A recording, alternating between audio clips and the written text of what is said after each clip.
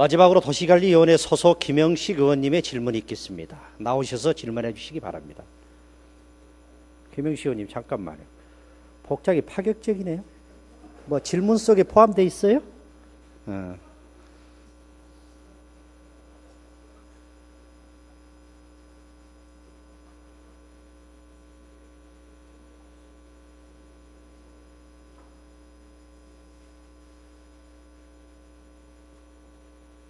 도시계획관리위원회에서 활동하고 있는 김영식 서울시의원입니다.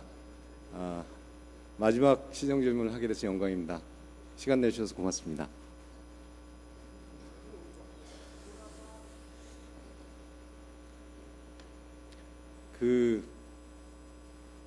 SH공사 이종 사장님 앞으로 발언대로 나와주시기 바라고요. 전반기 상임위원회 활동을 마감하면서 가든파이브 문제는 정리를 하고 가야겠다는 결심이 들어서 시정 질문을 신청했습니다. 좀 급하게 신청해서 죄송합니다. 반갑습니다. 네, SH공사 이종수입니다. 네, 사장님 취임하신 지 지금 한 얼마 됐죠? 한 50일 됐나요? 네, 7월 9일이면은 2달째 됩니다.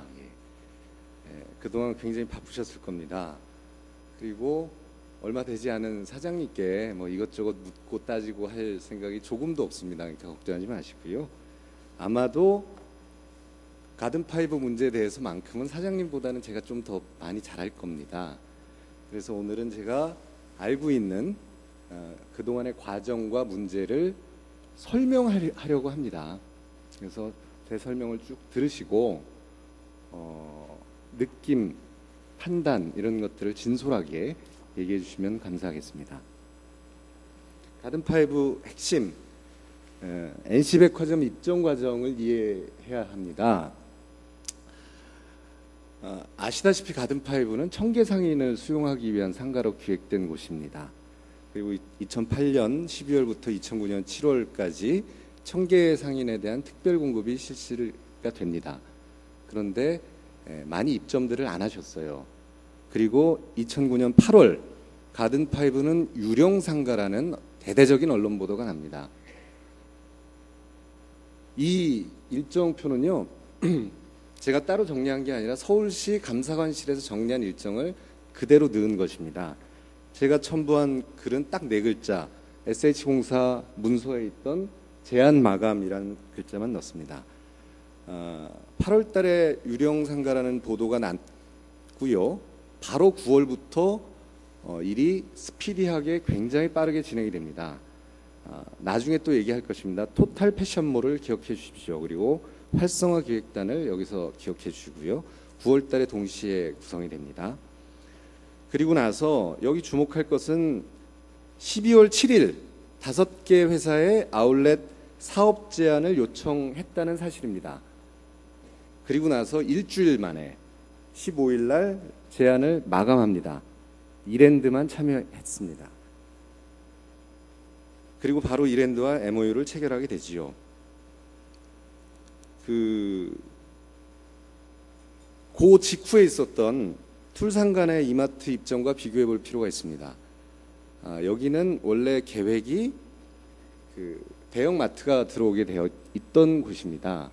그래서 대상 회사가 국내에 3개사밖에 없습니다.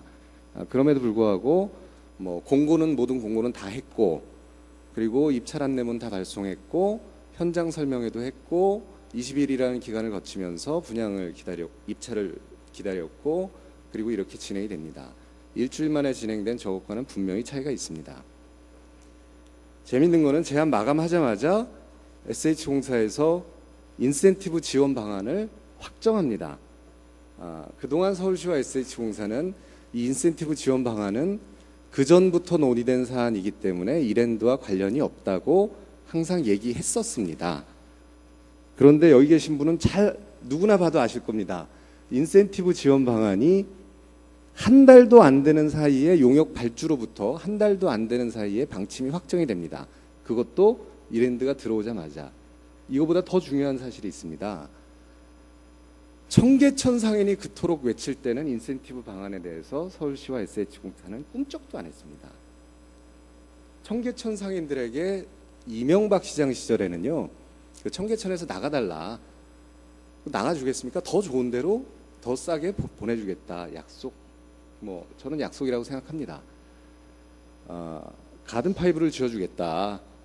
그리고 청계 상인에게는 특별히 싸게 우선적으로 공급하겠다고 약속을 합니다.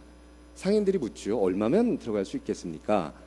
7평 기준으로 7천만 원이면 아마 들어올 수 있을 겁니다라고 설명을 합니다. 그거를 아마 상인들은 약속이라고 생각을 했을 겁니다. 2008년 12월에 분양 공고가 나서 이제 입점하십시오 했는데 얼마인지 봤더니 7평 기준 1억 7천입니다. 물론 그동안에 공사 규모가 커지고 신재생 에너지가 도입되면서 그 분양 기준 가격이 굉장히 높아진 사실이 있습니다. 상인들은 반발했습니다. 말과 다르지 않습니까? 7천이면 된다고 한 걸 왜 1억 7천이 됩니까? 약속을 지키십시오. 서울시와 SH공사는 저희가 약속한 일이 어디 있습니까? 약속 안 했습니다. 그냥 설명한 거지요. 들어오십시오. 청계 상인들은 비싸다, 지원 방안을 내달라 그렇게 했음에도 불구하고 SH공사는 꿈쩍도 않다가 갑자기 활성화 기획단이 구성되고 인센티브 지원 방안이 마련된 것입니다. 다음 페이지. 이게 2009년 12월 15일 날 이랜드 리테일이 그 SH공사에 제출했던 사업 제안서입니다. 참여를 하면서 다음과 같은 조건이면 참여하겠다고 5가지 조건을 요구합니다. 그 5가지 조건이 바로 저기 써 있습니다. 임대보증금 100억, 임대료는 매출액의 4%, 임대기간 10년, 1순위 전세권 설정, 그리고 사전 협의, 관련 규약의 완비 다 수용합니다. 딱 하나 100억을 120억으로 올렸다는 이유로 그동안 서울시와 SH공사는 특혜가 아니다, 20억도 올렸다고 주장을 했습니다. 여기서 재밌는 사실은요, 국회 국정감사에서 전임 사장님이 답변하셨어요. 원래 거기를 100억 정도로 생각했었는데 20억을 더 올려받은 거라고. 근데 12월 15일 날 이랜드 리테일은 정확하게 그 100억을 제안합니다. 자, 제가 이게 왜 특혜인지를 정리해 봤습니다. 저는 120억 자체가 이게 특혜입니다. 참고로 그 NC백화점이 들어온 공간이 NC백화점에게 처음 제시된 공간이 아닙니다. 청계 상인들에게 제시된 공간이었습니다.